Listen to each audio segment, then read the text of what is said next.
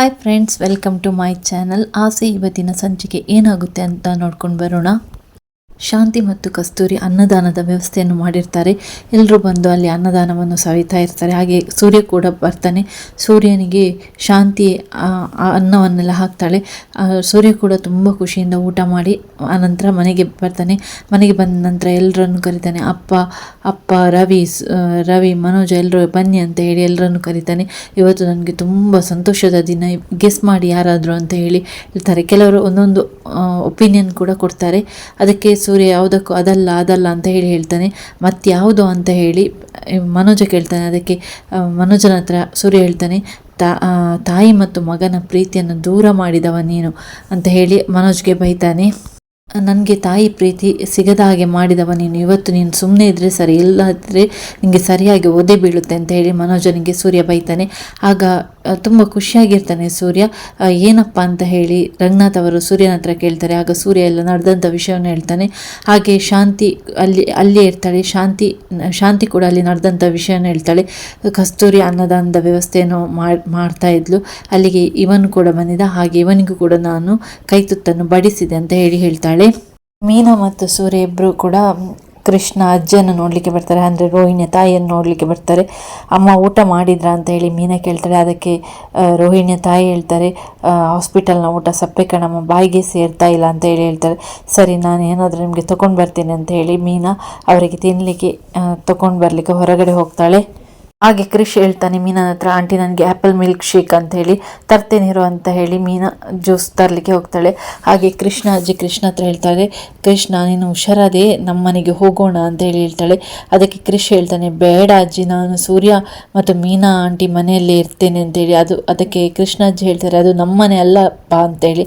ಆದರೆ ಅಲ್ಲಿ ನಮ್ಮ ಅಮ್ಮ ಇದ್ದಾರಲ್ಲ, ನಾನು ಅಮ್ಮನನ್ನು ಅಮ್ಮ ಅಂತ ಕರೀಲಿಲ್ಲ, ಆಂಟಿ ಅಂತಲೇ ಕರಿತಿದ್ದೇನೆ ಅಂತ ಹೇಳಿ ಹೇಳ್ತಾನೆ. ಮತ್ತೆ ಕ್ರಿಶ್ ಅವನ ಅಜ್ಜಿ ಹತ್ರ ಕೈ ಮುಗಿದು ಕೇಳ್ಕೊಳ್ತಾನೆ, ಪ್ಲೀಸ್ ಅಜ್ಜಿ, ನನ್ನ ಅಮ್ಮನಿಂದ ದೂರ ಮಾಡಬೇಡ ಅಂತ ಹೇಳಿ ಕೈ ಮುಗಿದು ಬೇಡ್ಕೊಳ್ತಾನೆ. ಹಾಗೆ ಕೃಷ್ಣ ಹತ್ರ ಅಜ್ಜಿ ಹೇಳ್ತಾರೆ, ಆಯ್ತಪ್ಪ, ನಾನು ನನ್ನ ಅಮ್ಮನ ಹತ್ರ ಮಾತಾಡ್ತೇನೆ. ಅಷ್ಟೊತ್ತಿಗೆ ಸೂರ್ಯ ಬರ್ತಾನೆ. ಸೂರ್ಯ ಬಂದು ಹೇಳ್ತಾನೆ, ಅಮ್ಮ ನಾನೆಲ್ಲ ಮಾತಾಡಿದ್ದೀನಿ, ಆಸ್ಪತ್ರೆ ಬಿಲ್ ಕೂಡ ಏನು ಜಾಸ್ತಿ ಆಗಲಿಲ್ಲ, ನಾನು ಬಂದೆ ಅಂತ ಹೇಳಿ ಹೇಳ್ತಾನೆ.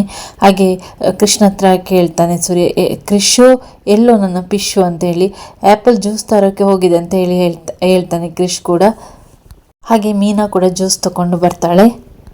ಆದರೆ ಕೃಷ್ ಕೇಳಿದಂಥ ಜ್ಯೂಸಲ್ಲಿ ಸಿಗೋದಿಲ್ಲ, ಅಂದರೆ ಬೇರೆ ಜ್ಯೂಸನ್ನು ತಂದು ಮೀನಾ ಹೇಳ್ತಾಳೆ, ಇದರಲ್ಲಿ ಸ್ವಲ್ಪ ಅಡ್ಜಸ್ಟ್ ಮಾಡ್ಕೊ ಅಂತ ಹೇಳಿ ಕೃಷ್ಗೆ ಕೊಡ್ತಾಳೆ.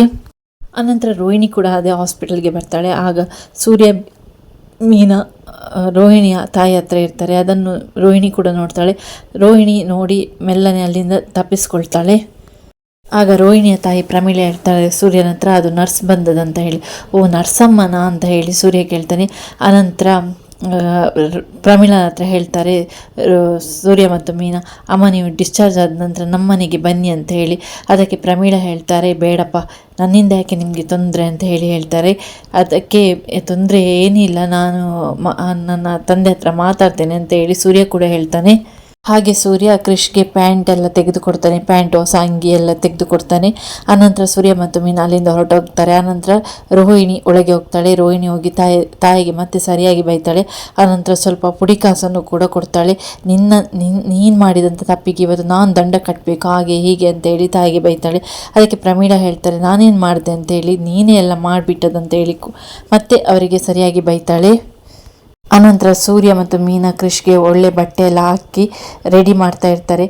ಆಗ ಶಾಂತಿ ಬರ್ತಾಳೆ. ಶಾಂತಿ ರಂಗನಾಥ್ ಅವರ ಹತ್ರ ಹೇಳ್ತಾಳೆ, ನೋಡಿ ಇವರೇ ಎತ್ತಂತ ಮಗನ ಥರ ಮಾಡ್ತಾರೆ, ಇಷ್ಟುದ್ದ ಬೆಳೆದಿದ್ದಾನೆ, ಇವನಿಗೆ ಬಟ್ಟೆ ಹಾಕ್ಲಿಕ್ಕೆ ಇವನು ಬರೋದಿಲ್ವ, ಎಲ್ಲ ಇವರೇ ಮಾಡಬೇಕು ಅಂತ ಹೇಳಿ ಬೈತಾಳೆ. ಅದಕ್ಕೆ ಸೂರ್ಯ ಹೇಳ್ತಾನೆ, ನಿಮಗೇನು ನಾವು ಮಾಡಿದರೆ ಅಂತ ಹೇಳಿ ಹೇಳ್ತಾನೆ. ಅದಕ್ಕೆ ರಂಗನಾಥ್ ಅವರು ಕೂಡ ಹೇಳ್ತಾರೆ, ಅವರು ರೆಡಿ ಮಾಡ್ತಾ ಇದ್ದಾರೆ, ಅದರಲ್ಲಿ ನಿನಗೇನೆ ಕಷ್ಟ ಅಂತ ಹೇಳಿ ಹೇಳ್ತಾರೆ. ಯಾವತ್ತು ನೋಡಿದ್ರು ಮೂಗ್ನಲ್ಲಿ ಮೆಣಸಿನಕಾಯಿಯನ್ನು ಇಟ್ಕೊಂಡಾಗೆ ಮಾತಾಡ್ತೀಯಲ್ಲ ಅಂತೇಳಿ. ಇವಾಗ ನಾನು ಮಾತಾಡ್ತಾ ಇದ್ದೇನೆ ಮೂಗ್ನಲ್ಲಿ ಮೆಣಸಿನಕಾಯಿ ಇಟ್ಟ ಹಾಗೆ, ಆದರೆ ನಾಳೆ ದಿವಸ ಇವನು ಖರ್ಚಿಗೆ ಏನಾದರೂ ಸ್ವಲ್ಪ ಹಣ ಕಮ್ಮಿ ಕೊಟ್ಟರು ನಾನು ಸಹಿಸೋದಿಲ್ಲ ಅಂತ ಹೇಳಿ ಹೇಳ್ತಾಳೆ.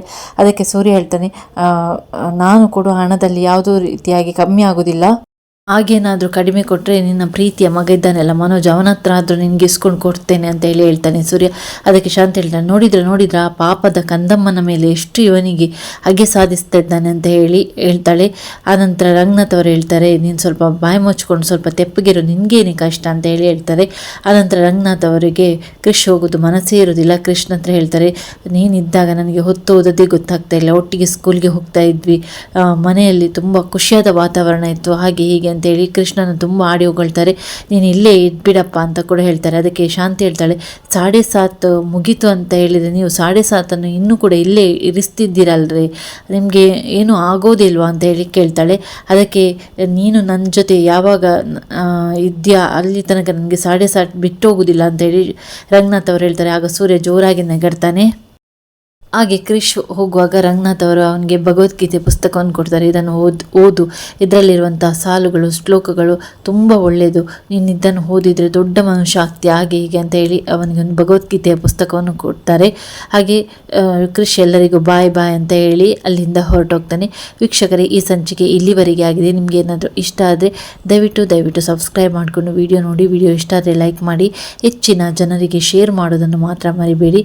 ಮತ್ತೊಂದು ಹೊಸದಾದ ವಿಡಿಯೋದೊಂದಿಗೆ ನಾನು ನಿಮ್ಮನ್ನು ಭೇಟಿ ಆಗ್ತೇನೆ. Thanks for watching.